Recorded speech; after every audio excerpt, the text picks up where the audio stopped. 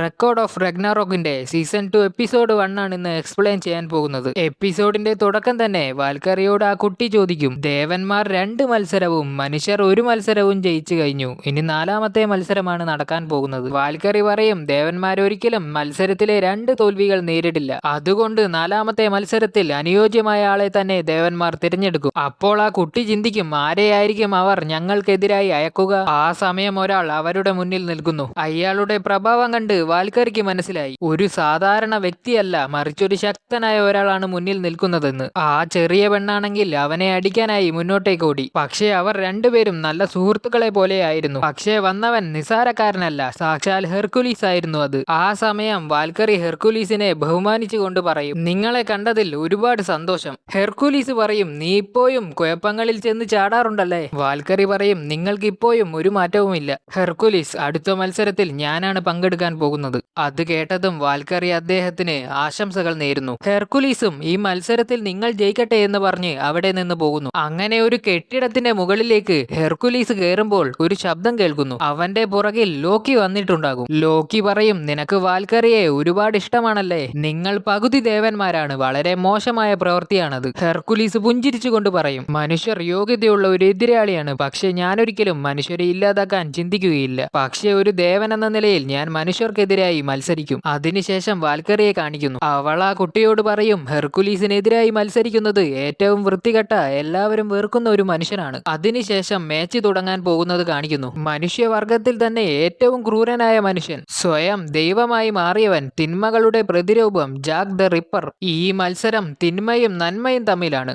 ആ സമയം ഹെർക്കുലീസ് ചിന്തിക്കും, ലുബുവും മാധവും കോജിറോ സസാക്കിയൊക്കെ മനുഷ്യർക്ക് വേണ്ടി പോരാടിയ നല്ല യോദ്ധാക്കളാണ്. പക്ഷേ ഇവൻ ഒരു കീടമാണ്. പാവം കന്യകമാരെയൊക്കെ ഇല്ലാതാക്കിയ കൊലയാളിയാണവൻ. ഹെർക്കുലീസിന് ഒരുപാട് ദേഷ്യം വരാൻ തുടങ്ങി. മനുഷ്യരൊക്കെ ചിന്തിക്കും, ആരുടെ ഭാഗത്താണ് നിൽക്കേണ്ടതെന്ന്. വേശികളെ കൊലപ്പെടുത്തുകയും അത് ആരും അറിയാതെ മറച്ചു വയ്ക്കാനും ജാക്ക് ദ റിപ്പറിന് കഴിഞ്ഞു. ഷെർലക് ഹോംസിന് പോലും അത് കണ്ടെത്താൻ കഴിഞ്ഞില്ല. അതുകൊണ്ട് തന്നെ ഹെർക്കുലീസിന് മത്സരിക്കാൻ ഒട്ടും താല്പര്യമില്ലായിരുന്നു. തന്റെ വീടായ ലണ്ടനിൽ നിന്ന് മത്സരിക്കാൻ സമ്മതിച്ചതിൽ ഹെർക്കുലീസിനോട് ജാക്ക് നന്ദി പറയുന്നു. ഞാനൊരു മാന്യനായതുകൊണ്ട് ഒരിക്കലും ഈ മത്സരത്തിൽ നിന്ന് പിൻവാങ്ങുകയില്ല എന്ന് പറഞ്ഞ് ജാക്ക് അവന്റെ ആയുധം എടുക്കുന്നു. സസാക്കിയെ പോലെ 2 വാളുകൾ അത് കൂട്ടിയോജിച്ചപ്പോൾ ഒരു കത്രിക രൂപത്തിലായി മാറി. അതുകൊണ്ട് എല്ലാവരും അത്ഭുതപ്പെടും. ജാക്കിന്റെ ആയുധം ഉപയോഗിച്ച് എല്ലാ വസ്തുക്കളും എളുപ്പത്തിൽ മുറിച്ചു മാറ്റാൻ കഴിയും. അത് കണ്ടുനിന്ന ഹെർക്കുലീസ് പറയും, ഞാൻ എന്റെ മുഴുവൻ ശക്തി ഉപയോഗിച്ചാണെങ്കിലും ഞാൻ നിന്നെ ഇല്ലാതാക്കും. പെട്ടെന്ന് ജാക്ക് അവിടെ നിന്ന് പുറകോട്ടേക്ക് ഓടിപ്പോകാൻ തുടങ്ങി. അത് അവിടെയുള്ള ആരും പ്രതീക്ഷിച്ചിരുന്നില്ല.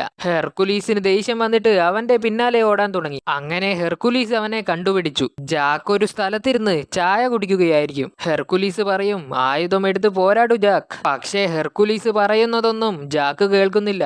ദേഷ്യം വന്ന ഹെർക്കുലീസ് മുന്നോട്ടേക്ക് നടക്കും. പെട്ടെന്ന് അവൻ ഒരു കാര്യം ശ്രദ്ധിക്കും, കട്ടി കുറഞ്ഞ ഒരു നൂൽ അവന്റെ മുന്നിൽ കെട്ടിയിട്ടിട്ടുണ്ടാകും. ഹെർക്കുലീസ് ആണെങ്കിൽ അത് കൈകൊണ്ട് പൊട്ടിച്ചു കളയും. പക്ഷേ അത് ജാക്കിന്റെ ഒരു കെണിയായിരുന്നു. ഒരുപാട് കത്തികൾ ഹെർക്കുലീസിന്റെ ദേഹത്തിന് നേരെ വരാൻ തുടങ്ങി. ഹെർക്കുലീസിന്റെ ശരീരം ഒരുപാട് ശക്തമായതുകൊണ്ട് ആ കത്തികളെല്ലാം ഒരുപാടങ്ങ് വളഞ്ഞുപോയി. ജാക്കിനോട് ഹെർക്കുലീസ് പറയും, മനുഷ്യനിർമ്മിത ആയുധങ്ങൾ കൊണ്ട് എന്നെ ഒന്നും ചെയ്യാൻ പറ്റില്ല. ജാക്കിന്റെ ഉദ്ദേശം ഹെർക്കുലീസിനെ ഒന്ന് പരീക്ഷിക്കുക എന്നതായിരുന്നു. ഹെർക്കുലീസ് ആണെങ്കിൽ ജാക്കിനെ ആക്രമിക്കാൻ ശ്രമിച്ചു. ജാക്ക് ആണെങ്കിൽ ഒരു റോപ്പ് ഗൺ ഉപയോഗിച്ച് ബിൽഡിങ്ങിന് മുകളിലേക്ക് പോകും. പക്ഷേ ഹെർക്കുലീസ് അവനെ വിടാൻ തയ്യാറായില്ല. ഹെർക്കുലീസ് ജാക്കിന്റെ നേരെ ചാടി അവനെ ആക്രമിച്ചു. ജാക്ക് അവന്റെ കത്രിക പോലുള്ള ആയുധം വെച്ച് തടഞ്ഞെങ്കിലും ഹെർക്കുലീസിന്റെ പ്രഹരത്താൽ ജാക്കിന്റെ ആയുധം ഇല്ലാതായി. അത് കണ്ടുനിന്ന ജനങ്ങൾ പറയും, ജാക്ക് ഒരിക്കലും ഈ മാച്ച് ജയിക്കാൻ പോകുന്നില്ല.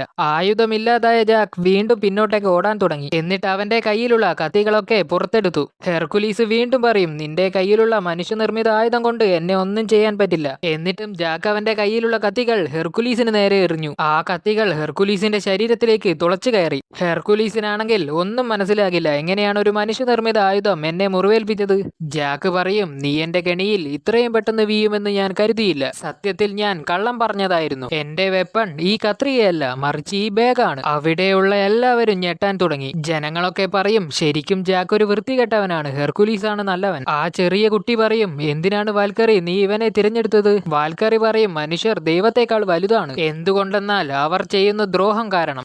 ഒരു നീതിമാനായ ദൈവമാണ് ഹെർക്കുലീസ്. അവനെതിരായ ഏറ്റവും വലിയ ദ്രോഹമായ ആയുധമാണ് ജാക്ക്. അവിടെയുള്ളവരെല്ലാം വിളിച്ചു പറയും, ഒരു ദൈവത്തിന്റെ മണ്ടത്തരം കാരണം ഏറ്റവും ക്രൂരനായ മനുഷ്യന്റെ കയ്യിൽ നിന്ന് അടി വാങ്ങിയിരിക്കുകയാണ് ഒരു ദൈവം. ഹെർക്കുലീസിന് ദേഷ്യം വന്നിട്ട് എല്ലാ കത്തികളും അവന്റെ ശരീരത്തിൽ നിന്ന് വലിച്ചൂരി. എന്നിട്ട് പറയും, ഈ കത്തികൾ പോലെ ഞാൻ നിന്നെ ഇല്ലാതാക്കും. ജാക്ക് വീണ്ടും കത്തികൾ ഉപയോഗിച്ച് ഹെർക്കുലീസിനെ ആക്രമിക്കും. ഹെർക്കുലീസ് അവന്റെ ആയുധം ഉപയോഗിച്ച് എല്ലാ കത്തികളും അടിച്ചു തെറിപ്പിക്കും. പക്ഷെ അവന്റെ ശരീരത്തിൽ നിന്ന് ഒരുപാട് രക്തം പുറത്തേക്ക് പോകുന്നുണ്ടായിരുന്നു. കാണികളൊക്കെ കരുതും ഹെർക്കുലീസ് പേടിച്ച് വിറയ്ക്കുകയാണെന്ന്. പക്ഷേ ഹെർക്കുലീസ് ജാക്കിന്റെ പ്രഹരം തടഞ്ഞുകൊണ്ട് ജാക്കിന്റെ അടുത്തേക്ക് പോവുകയായിരുന്നു. ജാക്കിന്റെ അടുത്ത് എത്തിയതും ഹെർക്കുലീസ് ആക്രമിച്ചു. ജാക്ക് അതിവേഗം തന്നെ ഒരു കുടയെടുത്ത് ഷീൽഡ് പോലെ ഉപയോഗിച്ചു. ഹെർക്കുലീസ് ജാക്കിനെ ഇല്ലാതാക്കാൻ വേണ്ടി അവന്റെ ആയുധം ട്രാൻസ്ഫോം ചെയ്യാൻ തുടങ്ങി. ആയുധത്തിൽ നിന്ന് സിംഹത്തിന്റെ ഗർജനം ഉയരാൻ തുടങ്ങി. ഹെർക്കുലീസിന്റെ ശരീരത്തിലുള്ള ടാറ്റു കയ്യിലുടനീളം വളരാൻ തുടങ്ങി. അവന്റെ ആയുധത്തിൽ നിന്ന് നീല അഗ്നി സിംഹമായി മാറി ജാക്കിനെ ആക്രമിച്ചു. ജാക്ക് ഒരു ബിൽഡിങ്ങിന്റെ ചുമരിലിടിച്ച് താഴേക്ക് വീണു. ആ സമയം എല്ലാവരും ഹെർക്കുലീസിന്റെ ഭാഗത്തായിരിക്കും. വാൽക്കറി പറയും, ഇനിയാണ് കളി തുടങ്ങാൻ പോകുന്നത്. ജാക്കിന്റെ കൈക്ക് പരിക്ക് പറ്റിയിട്ടുണ്ടാകും, പക്ഷെ എളുപ്പത്തിൽ തന്നെ അവനത് ശരിയാക്കി. മനുഷ്യർക്ക് ഒന്നും മനസ്സിലാകുന്നുണ്ടാകില്ല. ആ സമയം ഷേക്സ്പിയർ വന്നിട്ട് പറയും, ഇതുകൊണ്ടൊന്നും ജാക്ക് എന്ന കൊലപാതകിയെ ഇല്ലാതാക്കാൻ പറ്റില്ല. ജാക്ക് ഹെർക്കുലീസിനോട് പറയും, ഇനി നമുക്ക് അടുത്ത ഘട്ടത്തിലേക്ക് കടക്കാം. എന്നിട്ട് അവൻ അവന്റെ ബാഗിൽ നിന്ന് പുതിയൊരു ആയുധം പുറത്തേക്ക് എടുക്കും. അങ്ങനെ ഈ എപ്പിസോഡ് ഇവിടെ അവസാനിക്കുന്നു. ചാനൽ ഒന്ന് സബ്സ്ക്രൈബ് ചെയ്ത് ലൈക്കും കൂടി അടിക്കണേ.